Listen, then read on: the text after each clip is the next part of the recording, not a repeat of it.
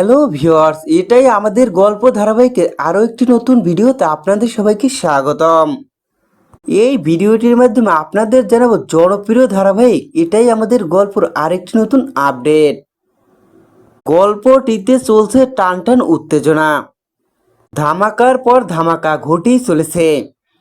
ফাহাদ যে বাড়ি বিক্রি করে দিয়েছে, সেই বাড়ির নতুন মালিক ফাহাদের বাবা মাকে বাড়ি থেকে বের করে দিলে আশ্রয়ের খোঁজে ফাহাদের বাবা সবাইকে নিয়ে গ্রামে তার বাবার বাড়িতে ফিরে আসে। এই বিষয়টাই জানতে পারে সামির। ফাহাদের কারণে যে সব হারিয়ে গ্রামের বাড়িতে ফিরে এসেছে ফাহাদের বাবা। সেখানে দেখা যায় ফাহাদের মাও, ফুপি ও তার মেয়ে, এমনকি সানবীর, এমনকি সেখানে সামিরও ছুটে আসে। সবাই মিলে একসাথে গ্রামের বাড়িতে আনন্দে সময় কাটাচ্ছে।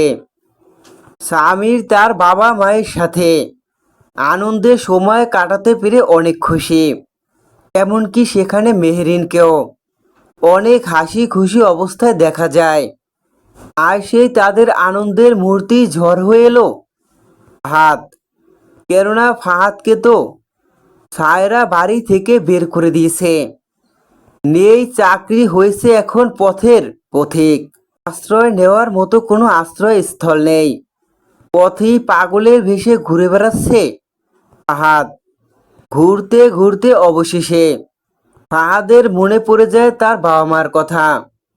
তারাও যে তার মতোই নিঃস্ব হয়ে পথেই ঘুরে বেড়াচ্ছে। এটা বুঝতে পারার সঙ্গে সঙ্গে নিজের ভুল বুঝতে পেরেই ফাহাদ যখন জানতে পারে তার বাবা মা গ্রামে নানার বাড়িতে গেছে, এটা জানতে পেরেই ফাহাদের মা, এটা জানতে পেরেই ফাহাদ গ্রামের নানার বাড়িতে ছুটে এসে নিজের ভুল স্বীকার করে তার বাবা মার সামনে ক্ষমা চায়। কিন্তু ফাহাদের বাবা মা তো কিছুতেই ফাহাদকে ক্ষমা করতে চায় না। প্রচণ্ড ক্ষেপে গিয়ে ফাহাদকে উচিত শিক্ষা দেয় ফাহাদের মা। তো বন্ধুরা, এইসবই তোমরা দেখতে হবে আগামী পর্বে।